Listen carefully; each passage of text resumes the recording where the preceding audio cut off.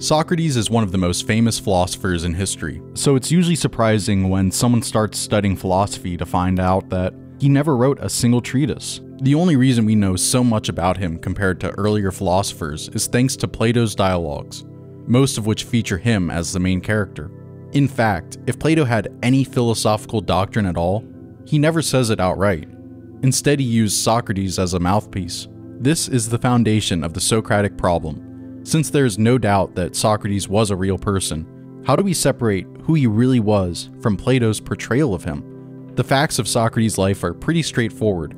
He was notoriously ugly and unkempt, owning only one ragged cloak and walking barefoot.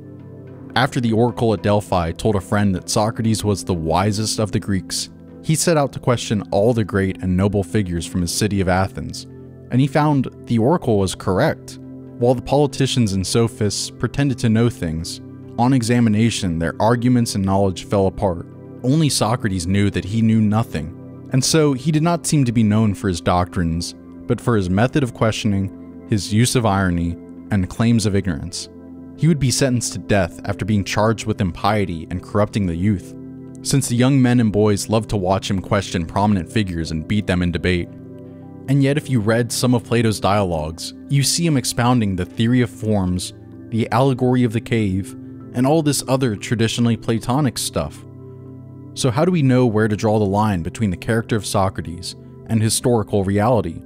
Hey, I'm Matt, you're watching Nothing New, and today we're going to see if we can find where Socrates' questioning ends and where Plato's philosophy begins. We know that Socrates existed because he appears not just in Plato's works, but also in the writings of Xenophon, Aristophanes, and Aristotle. Considering that The Clouds is a satire that caricatures Socrates, and Xenophon is a general who I don't think had a mind for philosophy, I think we get the best picture of Socrates by focusing on him as he appears in Plato for now. But how can we trust Plato? Will we ever be able to solve the Socratic problem? That's what we're talking about in today's video. But first, if you want more videos on Greek philosophy, make sure to subscribe and hit the bell. We have new videos coming out every week. Anyways, let's get into it. There are a few obvious problems if you're trying to use Plato's dialogues to get a picture of the historical Socrates. First, while Plato was one of the young men who would become one of his followers, he didn't begin writing the dialogues until after the trial and death of Socrates. Second, Socrates seems to contradict himself across dialogues, in one arguing for a position, and in another arguing against it. And third, as the Stanford Encyclopedia of Philosophy says, in some dialogues, Socrates only weeds the garden of its inconsistencies and false beliefs, but in other dialogues, he is a planner as well, advancing structured philosophical claims and suggesting new methods for testing those claims. If you've ever read a few Platonic dialogues, you may notice that they tend to fall into two categories.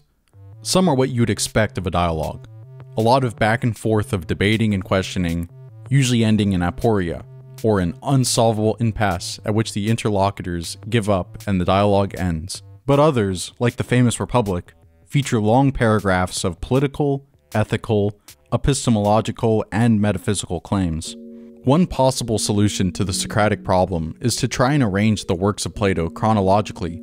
Since his writings span around 50 years, it's reasonable to assume that the earliest dialogues give us the clearest picture of Socrates, whereas the later dialogues probably represent Plato's philosophy.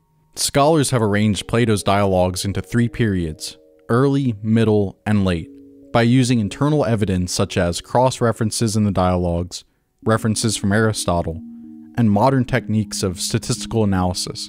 While we will never know the exact order they were written in, the use of stylometry has been able to prove with high probability that certain dialogues can be grouped together. And if you ever read the dialogues, I think you'll see why they have been grouped together as they have.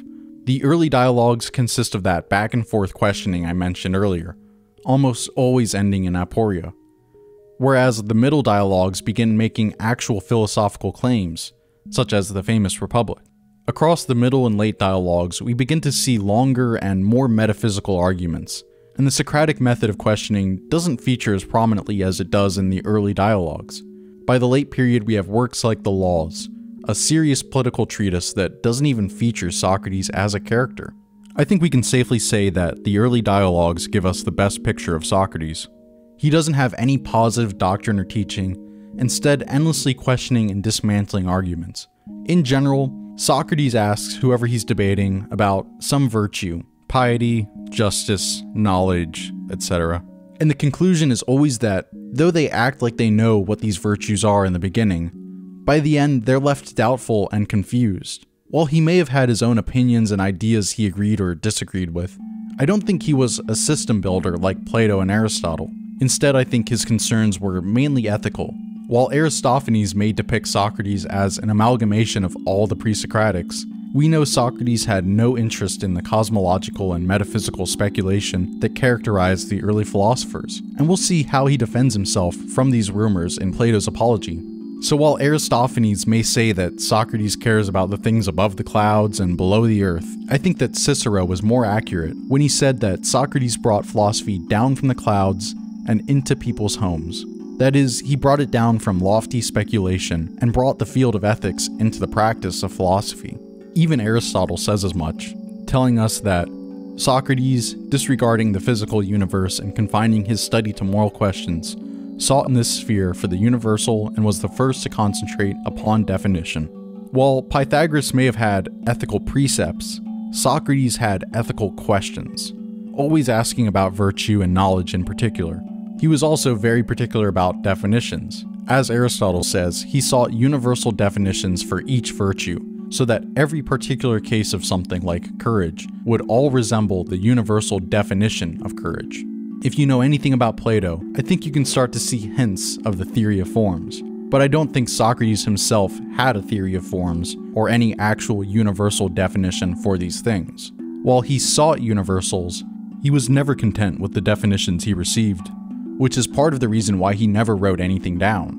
To Socrates, the spirit of philosophy was only alive in conversation and dialogue, and that spirit died when these issues were written down as if it were a settled matter.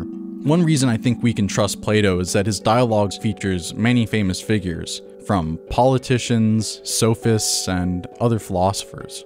These were all very well-known people, and since the dialogues were made for the wider public, people would have noticed and criticized him if he had grossly misrepresented them.